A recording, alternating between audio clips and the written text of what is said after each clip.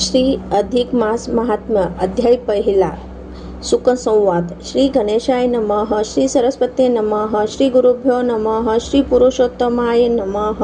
कोणत्याही कार्याच्या प्रारंभी श्री गणेशाला वंदन करावे. त्या योगे ते कार्य निर्विघ्नपणे पार पडते, कारण करता करविता तोच श्री गणेश असतो. त्याची प्रार्थना करून अधिक मास महात्म्य या ग्रंथातील कथा सार रूपाने सांगत आहे. हा अधिक मास कोणता आणि त्याचे महात्म्य काय याबद्दलचे शास्त्र सामान्य लोकांना सहज कळावे म्हणून ते कथा रूपाने सांगितले तर त्याचा उत्तम समज सहज होतो, मनीबोध ठरतो. त्याच्या हातून तसे धर्मचरण घडते आणि सर्वांचे कल्याण होते. याच दृष्टीने महर्षी व्यासांनी पुराणांनी रचना केली. त्या पुराणातील कथांचा सर्व लोकांना चांगला परिणाम झाला आणि त्यात जगात धर्मचारण वाढले. शास्त्रांपेक्षा रूढी बलवान ठरते. परंपरेने चालत आलेले धर्मचरण, व्रत, नियम, उत्सव, सण निष्ठापूर्वक केल्याने सर्व लोकांचे कल्याण होते. महर्षी व्यासांनी संस्कृत भाषेत पद्यपुराण नावाचा ग्रंथ लिहिला. त्यात अधिक मासाचे महात्म्य वर्णन केले आहे. या ग्रंथाचे प्राकृत भाषेत अनेक लेखकांनी रूपांतर केले. मराठी भाषेतही अनेक पंडितांनी ओवीबद्ध अधिक मास ग्रंथ लिहिलेले आहेत. त्या अनेक ग्रंथातून हे कथासार तयार केलेले आहे. हे कथा निष्ठापूर्वक वाचून किंवा शांतपणे श्रवण करून अधिक मासातील थोडे जरी व्रते केली, यथाशक्ती दान केले तर भगवान पुरुषोत्तमांच्या कृपेने कल्याण होईल. कथा. निमिष नावाच्या अरण्यातील शांत तपोवनात शौनक, गालव वगैरे अनेक ऋषीमुनी धर्मचर्या करीत असतात. अशा वेळी एकदा तेथे सूत नावाचे सर्वश्रेष्ठ पुराणिक आले. ते फार विद्वान होते. त्या सूतक पुराणिकांनी ऋषींना विचारले, आम्ही धर्मचर्या खूप करतो, परंतु ज्या धर्माचरणाने सामान्य जनांचे कल्याण होईल असे एखादे सोपे, सहज, सुलभ व्रत, दान किंवा साधना असेल तर ती आपण सांगाल का? सूत पुराणिक म्हणाले, आपण मला जो प्रश्न केला तोच प्रश्न पूर्वी लक्ष्मीने भगवान नारायणाला केला होता. त्यावेळी नारायणांनी लक्ष्मीला जो उपाय सांगितला तीच त्यांच्या सुखसंवादातील कथा मी सांगतो, शांतपणे ऐकावी. या कलियुगात नरदेह प्राप्त होणे ही एक विशिष्ट गोष्ट आहे. नरदेह मिळालेल्या प्राण्याला मात्र अनेक दुःखे, संकटे आणि व्यथा प्राप्त होत असतात. अशा वेळी तो भावांतून जातो. शरीराला, मनाला खरे समाधान, शांती, सुख कसे मिळेल याचा उपाय तो शोधित असतो, पण मार्ग लवकर सापडत नाही. इंद्रिय सुखाच्या मागे लागून वाढत चाललेल्या अशा आकांक्षा पुरवण्यातच त्याचा सारा वेळ निघून जातो. स्वार्थापुढे परमार्थ साधनेला त्याला वेळच मिळत नाही. सुख मिळविता येते, पण समाधान मिळणे फार कठीण असते. ते मनाचे, आत्म्याचे समाधान हेच खरे सुख असते. याचा उमज लवकर होत नाही. म्हणून शास्त्रकारांनी धर्माचरणाचे, व्रताचे, नियमांचे, स्नानदानाचे असे अनेक सोपे उपाय सांगितलेले आहेत.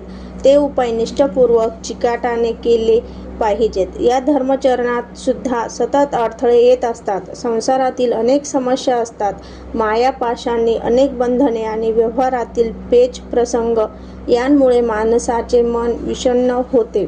शरीर, आत्मा मलिन बनतो. अशा वेळी शास्त्रकारांनी मालमासातील आचारधर्म पाळण्यास सांगितले आहे. ते जर श्रद्धापूर्वक पाळले तर सर्वांचे कल्याण होते. लक्ष्मीनारायणांचा अशा प्रकारे सुखसंवाद चालू असता लक्ष्मी म्हणाली, देवा, हा मलमास म्हणजे आहे तरी काय आणि त्यात कोणते आचारधर्म पाळावे असता सर्व मानवांचे कल्याण होते याबद्दलची संपूर्ण माहिती मला द्यावी.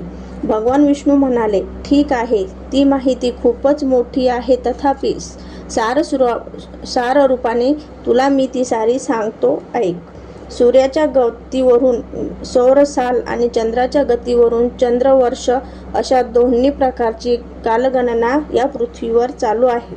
परंतु या दोन कालगणनेत दरवर्षी सुमारे 11 दिवसांचा फरक पडतो. तो फरक दूर करून 2-3 वर्षांनी चंद्रमासात एका अधिक महिन्याची भर शास्त्रकारांनी घातली आहे. हा अधिक मास म्हणजेच दर 3 वर्षांनी एकदा येणारा हा 12व्या महिन्यात 13वा एक असा विशेष महिना आहे. त्याचा महिमाही विशेष असाच आहे, कारण या महिन्यात सूर्य कोणत्याही राशीचे संक्रमण करीत नाही. सूर्य हा प्रत्येक महिन्यात एका राशीचे संक्रमण करतो, तर चंद्र हा प्रत्येक महिन्यात 27 नक्षत्रे भोगीत असतो.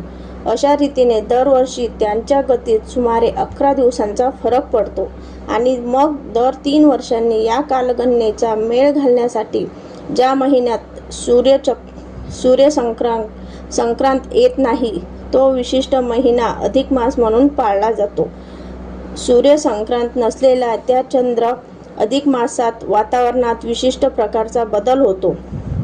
ग्रहण काळाप्रमाणे वातावरण गढूळ मलिन बनते, म्हणून त्या महिन्याला मलमास असे नाव दिले गेले आहे. या मलमासात कोणतेही मंगल कार्य करू नये, फक्त पुण्यकृत्ये करावी. त्या योगे आपले आरोग्य आणि मानसिक समाधान टिकून राहते.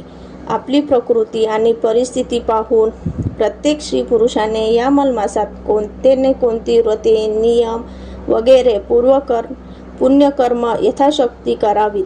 ते आता थोडक्यात सांगतो. त्यातील एक जरी पुण्यकर्म कळत नकळत घडले तरी त्याचे फळ चांगलेच मिळते.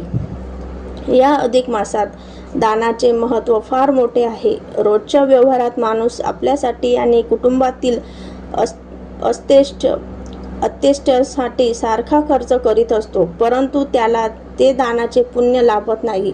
म्हणून निदान या महिन्यात तरी सप्तपात्री ब्राह्मणाला काही वस्तू, वस्त्र, अन्न दान आपण दिले पाहिजे. ते दान प्रत्यक्ष भगवंतांच्या चरणी अर्पण होते असे मान्यता आहे, कारण ब्राह्मण भगवंतांचे मुख आहेत असे पुराणात सांगितलेले आहे. पूर्वी कृतयुगात ऋषीमुनी आणि ब्राह्मण पंडित अरण्यात तपोवनात राहून विश्वकल्याणाचे चिंतन करीत अनेक विज्ञान शास्त्रांचा शोध लावीत, प्रयोग करीत. स्वतः राजे लोक त्या ठिकाणी जाऊन त्यांच्या उदरनिर्वाहाची काळजी घेत असत.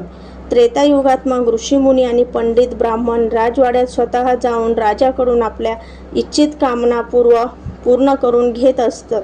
द्वारपाल युगात राजे लोक मोठमोठे यज्ञ समारंभ करून त्यात ऋषीमुनी आणि विद्वान ब्राह्मणांना मुद्दाम निमंत्रण करून बोलावीत आणि त्यांना भरपूर दाने देऊन त्यांच्या उदरनिर्वाहाची काळजी घेत.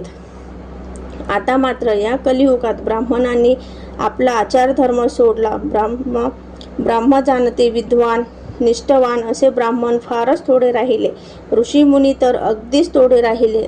अशा सदाचारी निष्ठावान गुरु, ब्राह्मण, सुवासिनी यांना गृहस्थ पती पत्नींनी मुद्दाम आपल्या घरी बोलावून त्यांची पूजा करून यथाशक्ती वस्तू, वस्त्र, अन्नदान करावे. मिष्टान्न भोजन देऊन विडा दक्षिणा देऊन त्यांना बोलवावे. अधिक महिन्यात ब्राह्मण पूजेचे आणि त्यांना दान देण्याचे पुण्यकर्म जसे श्रेष्ठ आहे, तसेच गायीची पूजा आणि गोदानाचेही महत्त्व फार आहे. ते आता दुसऱ्या अध्यायात आपण बघणार आहोत. नारायण आणि लक्ष्मी यांच्या या सुखसंवाद दुसऱ्या अध्यायात दिलेला आहे.